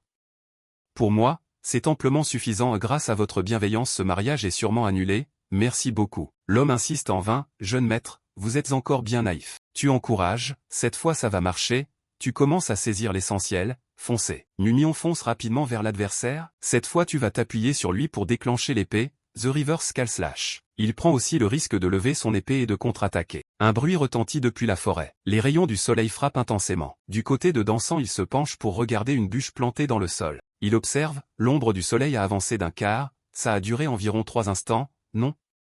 Mais pourquoi les 3 gars partis chercher le jeune maître ne sont-ils toujours pas revenus? Auraient-ils déjà prévu l'échec? Dans ce cas il faut détruire toutes les preuves, ne laisser aucune trace. Les disciples de l'école n'iront sans faute. Mais ce n'est pas suffisant, même enterré, si on lâche des chiens sentinelles, cela sera découvert tôt ou tard. Du côté du groupe de disciples, la nouvelle les met en colère. Quoi? On veut tuer la servante pour ça? Ils sont fous ou quoi? Chonho, prenant la tête, dit, à ce que je sais, c'est la règle du clan d'Ang du Sichuan. Les poisons et armes secrètes du clan d'Ang du Sichuan, même une petite quantité ou un effleurement en un instant suffit à tuer. On ne peut donc jamais savoir quand on a été frappé ni qui a agi, on ne peut pas se prémunir ni enquêter après coup. C'est pourquoi il est formellement interdit de toucher au sang sacré du clan d'Ang du Sichuan. On dit qu'ils ont des punitions très sévères, même par accident il n'y a jamais eu d'exception, ce qui signifie que quiconque touche doit être mort. Je l'ai vu de mes propres yeux, ils sont terrifiés et s'écartent aussitôt de peur d'entrer en contact. Honnêtement, c'est effrayant, se retrouver lié à une telle famille. Le destin de gens comme nous dépend entièrement du maître. Et le patriarche du clan Chon, que dire? Un peu laxiste, ou trop indulgent, mais j'ai l'impression que ça me plaît. Les 2 derrière répondent, moi aussi, le patriarche Chon semble juste même un grand maître dissipé et laissé de côté. Je pense pareil, le seul endroit qui accepterait un vieux comme moi comme disciple, c'est le clan Chon. Chon au révèle, mais en y repensant le patriarche du clan Chon est vraiment étrange, même ce disciple fou qui a osé s'opposer au jeune maître est toujours bien vivant? Dans une autre secte sa tête aurait fini dans le fosse aux excréments de Hongmei depuis longtemps. Ce disciple fou, Nung Soin, dit-il. Quoi qu'il en soit, ils osent venir semer le trouble dans la famille d'autrui. Ils méprisent trop le patriarche du clan Chon. Alors ce que tu dis revient à dire qu'on devrait aller sauver le jeune maître, non? Il confirme. Oui, parce que nos gens sont capables de tenir tête au clan d'Ang du Sichuan, il ne reste que le jeune maître maintenant. Tout le monde est occupé à recevoir des invités, nous sommes les seuls libres. Nung Soin s'inquiète. Mais que pouvons-nous faire, nous autres du genre? Lee Seokji ne se laisse pas envahir par les doutes. Peu importe, c'est l'honneur de la famille. D'abord, trouvons le jeune maître, puis on planifiera. Les disciples derrière se plaignent, il est encore impulsif. Vraiment des gens peu fiables. Dans sa tête il calcule, parfait, du danger n'est l'occasion, si je montre du leadership et accomplis un grand fait cette fois, je regagnerai la confiance des capitaines. Mais si tout tourne mal, je livre le jeune maître et je rallie le clan d'Ang du Sichuan, et le tour est joué. Et si je fais ça, je dois personnellement escorter le jeune maître. Et il découvre Dansant en train de détruire les preuves. Lee Seokji s'étonne, pourquoi un maître de la Tangmei n'est-il là? Et pourquoi brûler des vêtements? Et en plus choisir un endroit si isolé. Dansant souffle sur le tas d'allumettes. Et il remarque qu'on l'espionne. Lee Seokji est repéré. Il ouvre la bouche, pris de panique, puis s'enfuit à toutes jambes. Lee Seokji n'en revient toujours pas. Quelqu'un demande, que se passe-t-il? Grand disciple, il est effrayé par ce que l'autre préparait en secret, je suis tombé dessus par accident. Le regard de Lee Seokji se tourne en arrière. Cela signifie que, exactement comme il l'avait deviné, Dansant a bondi. Lee Seokji jure, mince alors, les 2 disciples ont été décapités. Bien sûr que oui. Le groupe de disciples s'avance, tandis que Dansant abat son cou. Cet homme m'a vu brûler des vêtements. Il peut témoigner que nous nous sommes déguisés pour assassiner le jeune maître. Il faut absolument le tuer. Myeonhak parvient à parer une de ses attaques. Il protège Lee Seokji, mais la lame commence à entailler son fourreau. Dansant est surpris, un disciple d'ici peut vraiment parer mon épée. Un autre en profite pour se précipiter et attaquer. Il brandit son sabre et entame une coupe vers lui. Dansant recule, qui êtes-vous? Vous n'êtes pas des disciples? Alors pourquoi? Les 2 répondent, pourquoi sommes-nous si forts? Parce que nous ne sommes pas des disciples ordinaires, voyons, nous sommes ceux qui ont décidé de s'entraîner nus après le choc d'avoir été humiliés par le jeune maître. Le clan d'Ang du Sichuan est célèbre pour ses poisons, non? Alors pourquoi le patriarche du clan Chon est-il célèbre? C'est à cause des techniques de sabre puissantes du corps des épées du dragon céleste et du corps des épées du phénix céleste, directement commandé par Chon Seonhak, bien sûr. Parmi les 10 disciples les plus brillants, seulement 5 sont choisis pour l'équipe d'épée, et nous sommes les candidats les plus prometteurs. Maintenant vous comprenez pourquoi nous sommes si forts? Sauf celui-là, moi je ne suis pas candidat. Dansant méprise, cela dit, ce n'est qu'une bande de recrues. Je vais vous faire goûter au mur qu'est un véritable maître martial. Un disciple derrière l'interrompt, je vous l'avais bien dit. Il s'avère que les deux disciples qu'on venait de trancher se sont relevés. Montez ici, voyons qui est le plus fort, mais jouez franc jeu, 7 contre 1, d'accord? Il reste bouche bée. Je me souviens que, à présent Dansant ne remarque que cela. Il se trouve qu'à ce moment-là ils avaient dégainé pour bloquer.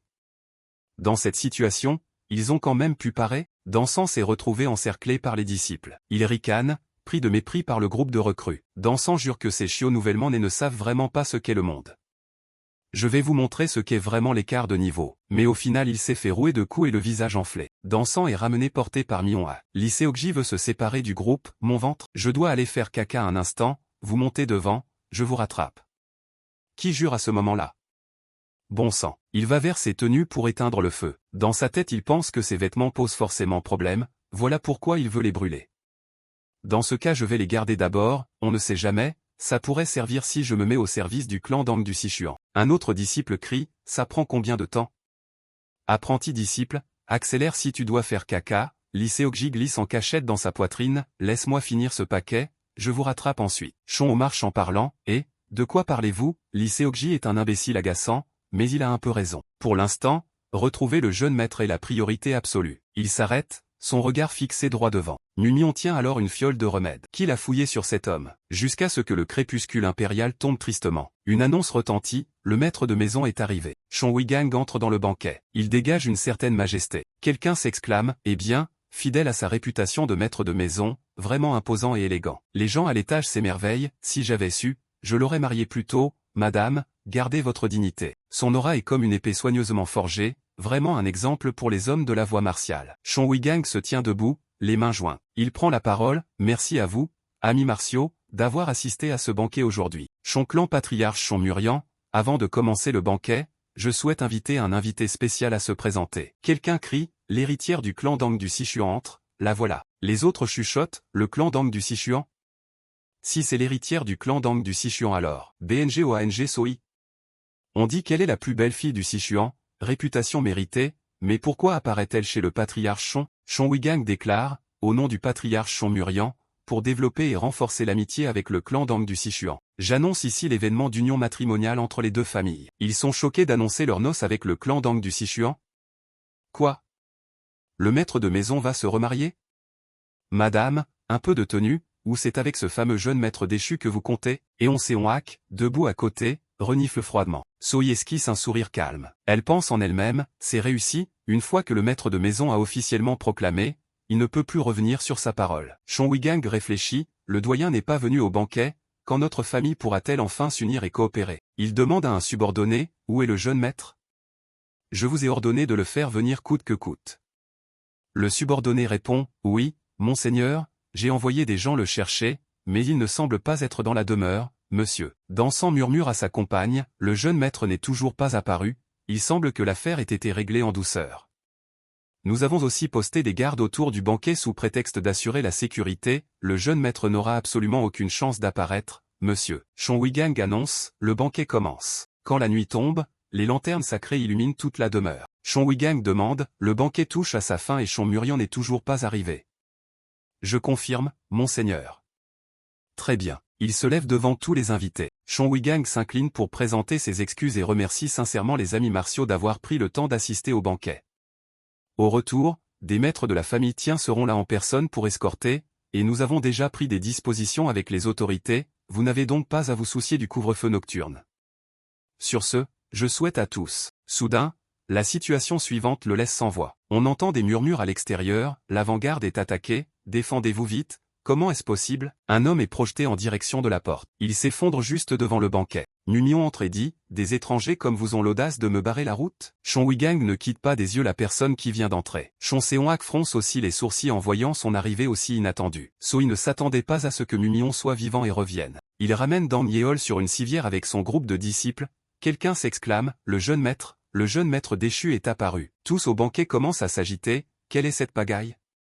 Qui est ce jeune maître? Ceux qui le suivent ont-ils l'air d'être des disciples d'une grande famille? Nung So-un s'exclame, je ne pensais pas qu'il irait jusque-là. Le jeune maître est vraiment cinglé. Mion-hak lève son sabre en exemple, tous rengainent leurs lames. La personne qui se tient là est en fait le jeune maître du clan Shon. Shon Wigang, étonné, le jeune maître? Qui est-ce? Ne me dites pas que c'est ce jeune homme frêle. Shon Seon-ak rappelle, c'est Shon Murian. Grand frère. De quoi est-il surpris? Shon Wigang n'en revient pas, seulement quelques mois depuis mon départ il a tellement changé.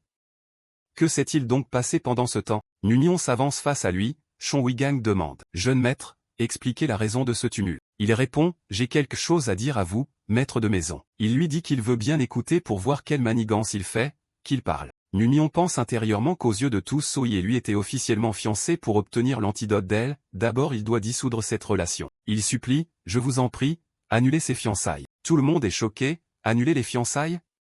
Que dit le jeune maître?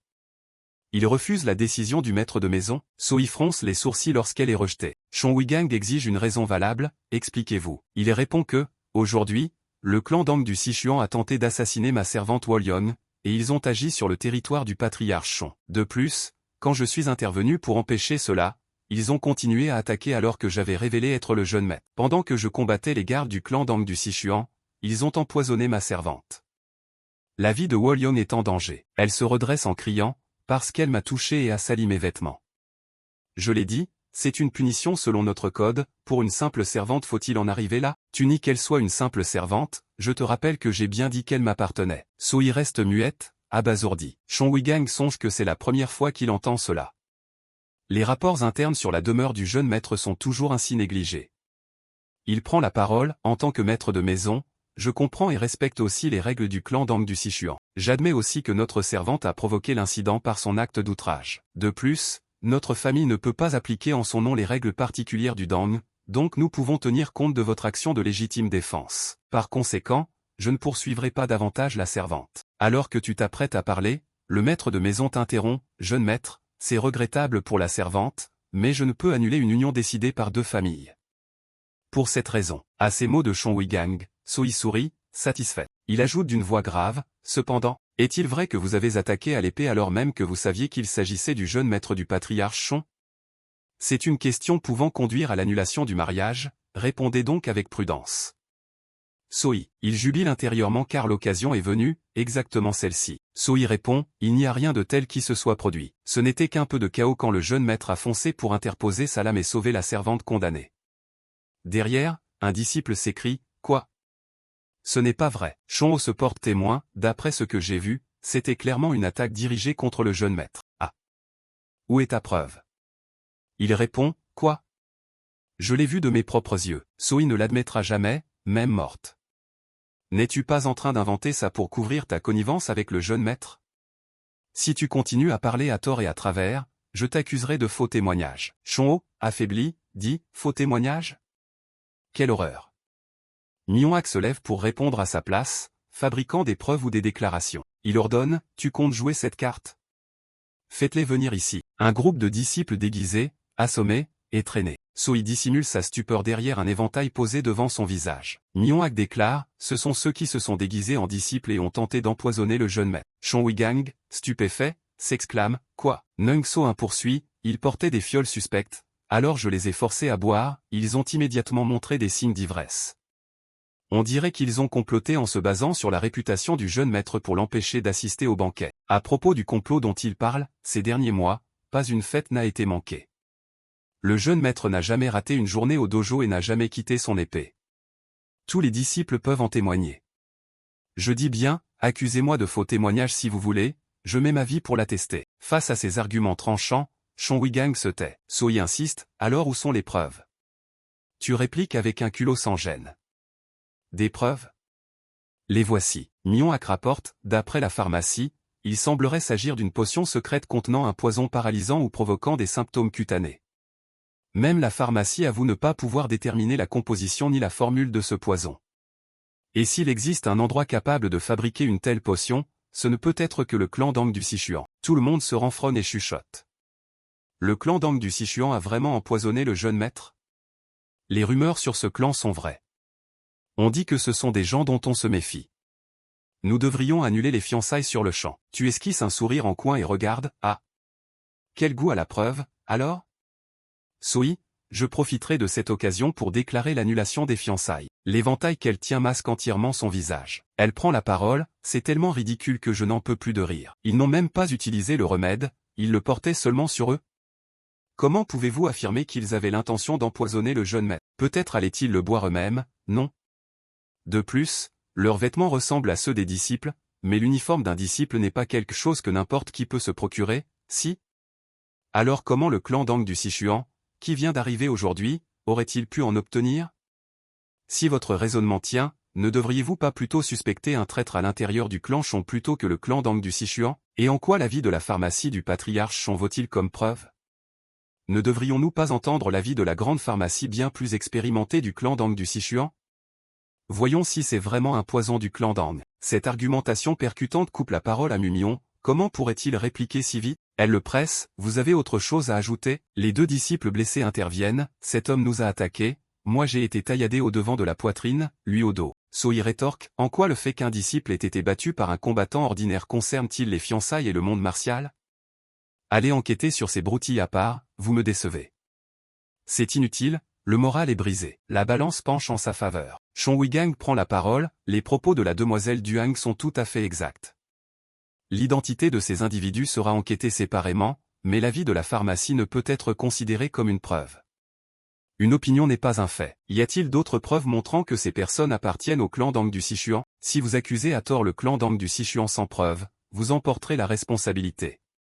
Et si vous les calomniez pour empêcher ce mariage, la destruction d'une union est une affaire majeure pour deux familles est très grave et sera sévèrement punie. Le jeune maître serait exilé ou laissé à la merci du clan d'Ang du Sichuan pour qu'il prenne toutes les mesures. Je te le demande une dernière fois, où sont les preuves? Tu es en colère. C'est un désastre, il n'y a actuellement aucune preuve à présenter. Même si la vérité venait à être révélée plus tard par une enquête officielle, il serait trop tard pour annuler ses fiançailles.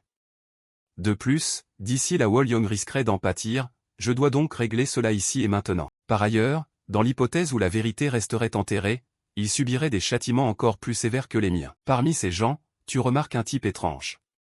Lee Seok-ji, comment peut-il afficher autant d'assurance? Il crie à présent, urgence, au secours. Quelque chose dépasse de sa poitrine, tu regardes de plus près avec un œil perçant. Et devine que ce pourrait bien être l'uniforme du clan d'Ang du Sichuan. Mumion se souvient qu'il était arrivé en retard à ce moment-là. Jeune maître, enfin on vous a retrouvé. Tu lui demandes autrefois, Lee Seok-ji, tu caches quelque chose, n'est-ce pas? Il devient nerveux. Quoi? Mumion l'interroge froidement, on m'a dit cela, sinon pourquoi les experts du Hong vous auraient-ils attaqué soudainement? C'est parce que tu as vu quelque chose derrière la colline, n'est-ce pas? Il fait le naïf, vu quoi? Il n'y a rien de tel, tu le recadres. Alors? Je préviens, nous sommes ensemble dans cette affaire, si tu as l'intention de trahir, alors abandonne. Il jure, Lee Seok-ji, moi, grand disciple, si je manque de loyauté, que je sombre dans la folie. Alors ne proférez pas de telles accusations. Le groupe s'éloigne, le signal retentit de nouveau, dépêchons-nous. Mumion, agacé, ce salaud de Lee Seok-ji ne pouvait-il pas tenir bon au lieu de trahir encore? Impossible, même si tu as vu quelque chose, tu dois tout avouer. Tu prends la parole, seigneur de maison, j'ai déjà tout dit de la vérité. Mais même si la vérité est enterrée, punir seulement moi suffira. Je vous en supplie, épargnez les autres disciples, on ne peut pas faire autrement. Le crime de complicité visant à saboter un mariage est très grave, ces 7 disciples subiront de lourdes sanctions. Lee Seok-ji reste stupéfait. Cette personne, vraiment? Il recompte encore et réalise que cela fait exactement 7, lui y compris. Lee Seok-ji, paniqué, pourquoi est-ce que j'en fais aussi partie? Tu déclares encore que le grand disciple Lee Seok-ji est le cerveau de l'affaire et doit recevoir la plus lourde sanction, ce qui l'effraie. Quand ai-je été le chef? Répond Shon Wigang. Évidemment que oui. Si c'est une calomnie, la peine sera capitale. Ces mots étouffent ses plans. Cette fois Lee Seok-ji doit choisir. Merde. Voici la preuve, j'ai conservé le vêtement que les experts du Hong étaient en train de brûler. Ils comptaient remettre cet objet à la famille du Hong puis commencer une nouvelle vie en tant que véritable disciple du clan d'Ang du Sichuan. Remettre la preuve pour annuler les fiançailles vaudra quelques applaudissements, puis vivre la honte d'un grand disciple raté.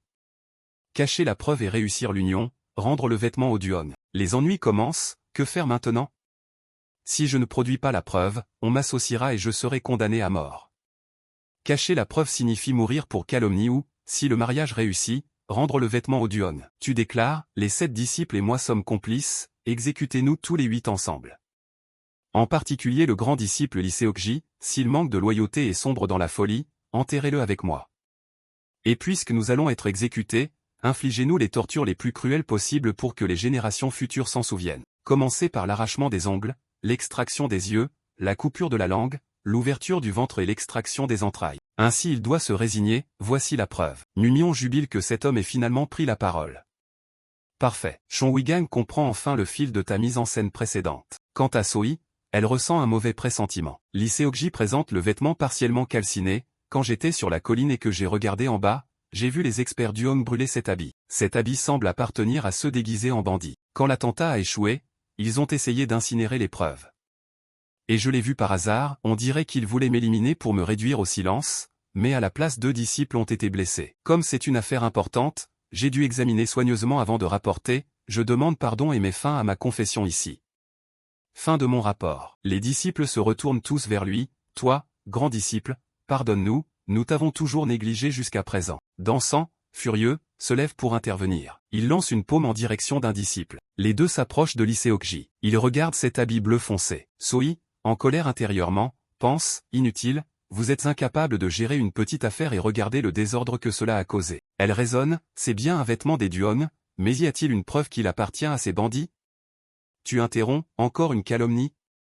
Soi, à partir de maintenant parle plus prudemment si tu ne veux pas être puni pour avoir faussement accusé quelqu'un. Tu murmures à l'oreille, écoutez bien, le patriarche du clan Chon possède un chien pisteur entraîné de façon exceptionnelle nommé Chonro. Si on amenait Chonro pour renifler vos habits, pensez-vous qu'il détecterait l'odeur sur ce vêtement? Et si oui, qu'est-ce que cela signifierait? Soi comprend bien sûr. Le chien empoisonné de la famille Duong peut même déceler l'odeur d'une parcelle de soie enterrée à 3 pieds de profondeur. Si ce n'est que l'odeur corporelle laissée sur ce vêtement, même un chien stupide la trouvera sans faute. Tu fais pression, donnez vite l'antidote. Si vous le remettez maintenant, je ne lâcherai pas le chien et on en restera à l'annulation des fiançailles. Mais si notre chien dévoile vos mensonges flagrants? Pourrez-vous, vous et la famille Duong, supporter la raillerie et la honte? Donnez l'antidote et dégagez de Shijiang. Elle, offusquée, tu demandes l'antidote? Juste pour une servante, tu es prêt à tourner le dos à la famille Duong? Numion presse, dépêchez-vous, remettez-le, je suis pressé. Soi serre les dents de colère. Le vieux Duong frappe la table, les fiançailles sont déjà décidées. Pourquoi entend-on encore ces propos contradictoires? Une aura meurtrière émane de lui tout autour. Quelqu'un reconnaît ce halo pourpre, serait-ce le QI mortel violet? On dit que seuls les maîtres suprêmes ayant atteint le palier de la transformation peuvent l'émettre. Le vieux Duong reproche, pourquoi le patriarche Chon manque-t-il tant de respect envers un invité important? Sommes-nous dans une cour de justice? Penser que la demoiselle est une criminelle, c'est d'un grand manque de savoir-vivre. Jusqu'à présent, personne n'a osé être impoli envers notre famille. Parce qu'avant, ils étaient tous déjà morts. Le QI de Chon Seong-hak n'étant rien inférieur. Vieux Duong, faites attention à vos paroles. Certains murmurent que de ce côté aussi on perçoit le QI mortel violet. Il avertit, le QI mortel touchant le QI mortel? C'est la première fois que je vois une chose pareille. Si vous continuez à proférer de telles insanités, vous comprendrez par vous-même pourquoi le dragon céleste peut ébranler tout le monde martial. Il s'apprête à dégainer son épée. Quoi? Les deux hommes se font face. Les partisans du vieux Duong se lèvent et se préparent à dégainer en chœur. Les gens de la TH aussi se mettent sur leur garde. Les deux camps se retrouvent en impasse tandis que les invités à l'étage chuchotent entre eux. Mais qu'est-ce que c'est que ce cirque? Se battre pendant la cérémonie de fiançailles? La famille Duong est devenue folle ou quoi? Chon Wi-gang observe calmement tout ce qui se déroule. Il prend la parole, vieux Duong, calmez-vous. Comment peut-on annuler des fiançailles sur la seule volonté d'une des parties? Tant qu'une des deux n'a pas commis de faute grave, on ne peut pas annuler. Il réplique, d'une voix à demi moqueuse, on dirait que le patriarche Chon a bien envie d'annuler, n'est-ce pas? Chon Wi-gang sourit froidement, si vous l'entendez ainsi, alors je m'excuse. C'était juste que, un halo aux 5 couleurs se répand, et tout le monde reste bouche bée. Les 5 couleurs couvrent même l'étage supérieur. Les objets sur la table de Chon Wi-gang sont enchaînés. Derrière lui, des pointes de lance se matérialisent en forme, suscitant l'admiration générale. Serait-ce l'épée céleste aux 5 couleurs dont on a entendu parler? L'épée aux 5 couleurs que le maître a dévoilée au stade de la transformation, tout à ses limites, après tout. Sa voix porte une gravité solennelle, ne mettez plus à l'épreuve la patience de ce maître.